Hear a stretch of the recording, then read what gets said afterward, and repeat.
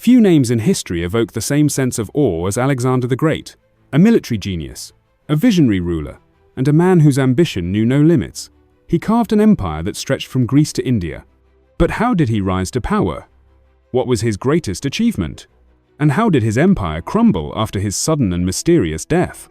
Today, we explore the life, conquests, and legacy of one of history's most fascinating figures.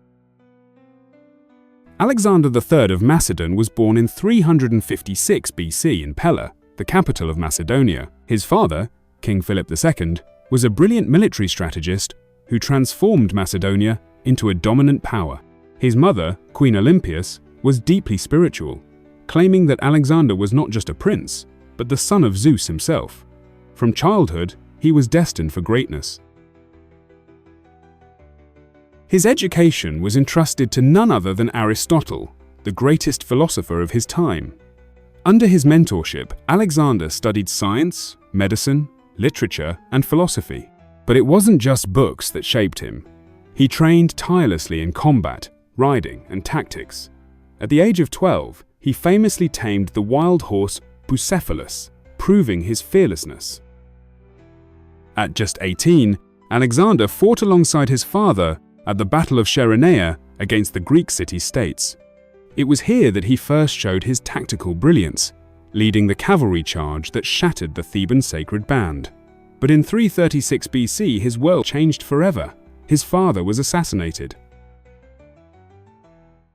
At only 20 years old, Alexander took the throne. His first challenge? Securing his kingdom. The moment Alexander became king, many thought he was too young, too inexperienced. Greek cities, including Thebes and Athens, rebelled against Macedonian rule. But Alexander responded with brutal efficiency. He marched on Thebes, crushed its army, and completely destroyed the city, leaving only its temples standing. Macedonia was not to be challenged. Once this message was received, the road to conquering Persia started. The first battle came at the Granicus River, where the Persian satraps had assembled an army to stop him. Instead of waiting for the enemy to cross, Alexander charged straight through the river, leading his cavalry in a daring attack. Against all odds, he won, securing Asia Minor, modern-day Turkey. In 333 BC, Alexander faced at Issus the king of Persia, Darius III. Despite being outnumbered, Alexander executed a masterful flanking maneuver, targeting Darius directly. As the Macedonian cavalry broke through, Darius was forced to flee the battlefield, abandoning his family and army. Alexander treated the captured Persian queen and princesses with great respect, winning admiration even from his enemies. Next, he set his sights on Tyre, the great Phoenician city. Tyre was an island fortress, seemingly impregnable, but Alexander, refusing to give up, built an entire causeway into the sea to reach it. After 7 brutal months, Tyre fell. This was a testament to Alexander's sheer determination. Nothing could stop him. After Tyre, Alexander marched into Egypt, where he was welcomed as a liberator. The Egyptians, who hated Persian rule, crowned him pharaoh. Here, he founded Alexandria, a city that would become one of the greatest cultural centers of the ancient world. Seeking divine guidance, he traveled to the Siwa oasis to consult the oracle of Zeus Ammon. What was said remains a mystery, but legend has it the priests greeted him as the son of Zeus, confirming his belief in his divine destiny. In 331 BC, the final showdown with Darius III came at Gaugamela. Darius had assembled an army of over 250,000 men, complete with numerous chariots. But Alexander's tactical brilliance prevailed. His cavalry broke through the Persian center, forcing Darius to flee once again. With this victory, the Persian Empire fell. Alexander was now ruler of the known world. Darius was abandoned by his own men. Bessus, a trusted satrap, saw an opportunity and betrayed him, ordering his death. Darius was mortally wounded, and as he lay dying, he cursed Bessus, knowing Alexander would avenge him. Though Darius was his enemy, Alexander felt a deep sense of honor. He could not allow the betrayal of a king to go unpunished, especially not by one of his own men. Alexander quickly captured Bessus and made an example of him, publicly executing him as a warning that betrayal would not be tolerated, no matter the enemy. In 326 BC, Alexander pushed further, reaching India. Here, he faced King Porus at the Battle of Hydaspes. Porus's army, composed of war elephants, chariots, and infantry, posed a formidable obstacle to Alexander's Macedonian forces, but Alexander used clever tactics, forcing the Indian army into retreat. Impressed by Porus's bravery, Alexander not only spared him but made him an ally. When Alexander reached the Hyphasis River, modern-day Beas River in India, he planned to push further east, deeper into the unknown. But this time, his men refused. His men had reached their limit. After 8 years of non-stop campaigning, they were done. Alexander had faced opposition before, but never from his own men. The army had followed him across deserts, mountains, and rivers. They had won every battle, but at a terrible cost. The further they marched, the less they understood their king's goal. They had conquered Persia. They had crushed every enemy. What more was there to prove? Coenus, one of his trusted generals, spoke on behalf of the army. He told Alexander that his men were tired, that they had given everything, and that they could go no further. He begged Alexander to listen, not as a king, but as a leader who had always marched beside them. Alexander was furious. He felt betrayed. He had led them to victory after victory. He had shared in their hardships, marching with them, fighting in the front lines. But now, when he stood on the verge of the unknown, his men refused to follow. Alexander stormed back to his tent.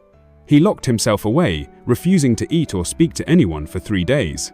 He hoped his silence would break their resolve. He wanted them to beg him to continue, but the army did not waver. For years, he had believed he was invincible, destined to rule the world. Now, for the first time, he faced something he could not conquer, the will of his own men. Finally, Alexander emerged. He stood before his soldiers and said, "We will return home." The decision was made, but it was not a defeat in his eyes. Instead, he turned the moment into a symbolic victory, declaring that the gods had allowed them to go as far as they were meant to go. But Alexander did not take the easy route home. Instead of retracing his steps through Persia's fertile lands, he chose a deadly path, the Gadrosian Desert, modern-day southern Iran and Pakistan. Why? Some say it was a tactical decision, others believe it was punishment, a way to test his army one last time. The desert was scorching hot, with little water, and thousands of men perished from heat and starvation. Some say this was Alexander punishing his men for their defiance, though others believe he simply miscalculated the difficulty of the journey. By the time they reached safety in Babylon, over 10,000 men had perished. Some historians argue this was the greatest loss of life Alexander ever suffered. Despite everything, Alexander had achieved the impossible. In just over a decade, he had conquered the greatest empire on earth. But was he satisfied? Never. Even in Babylon, he was planning new campaigns, this time against Arabia. But fate had other plans. In 323 BC, Alexander suddenly fell ill in Babylon. Fever, weakness, and paralysis set in. After 12 agonizing days, the greatest conqueror in history was dead at just 32 years old. But how did he die?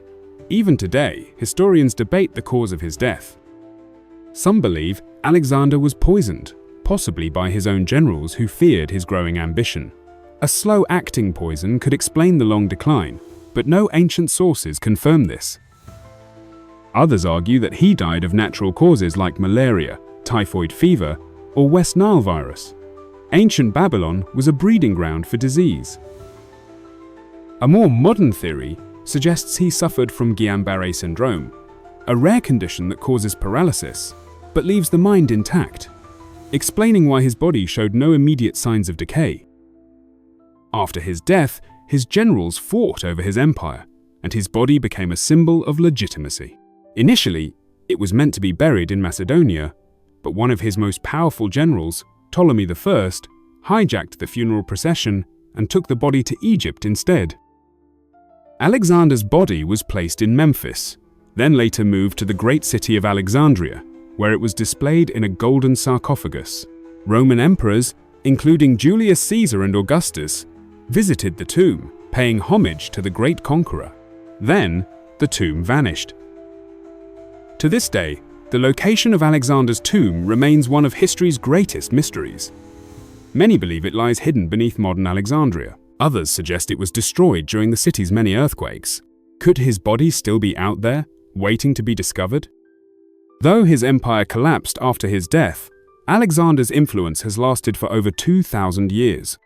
One of his greatest legacies was the spread of Hellenistic culture, a blend of Greek, Persian, Egyptian, and Indian traditions. Greek became the language of trade and diplomacy across the ancient world, and cities like Alexandria in Egypt became centers of learning. His battle tactics are still studied in military academies today. From Napoleon to Julius Caesar, leaders throughout history have drawn inspiration from his genius. His name lives on in cities across the world, from Alexandria in Egypt to Iskandaria in Iraq. His legend is immortal. But Alexander is not without controversy. Some see him as a visionary, while others view him as a ruthless conqueror who left destruction in his wake. While he spread Greek culture, his conquests were often ruthless. Cities that resisted him, like Thebes and Tyre, were utterly destroyed. Thousands were killed or enslaved. So was Alexander truly great? He built an empire in just 11 years, undefeated in battle, a military genius whose strategies are still studied today. He shaped the ancient world like no one before him, but he was also ruthless, ambitious, and his vast empire collapsed into chaos the moment he died as his generals fought for control. Macedonia itself went through a period of intense instability, civil wars, and shifting rulers until 168 BC, when Rome decisively crushed King Perseus and ended Macedonian independence.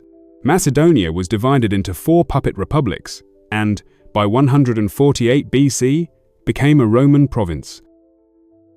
Alexander the Great, a hero, a tyrant, or something in between? What do you think?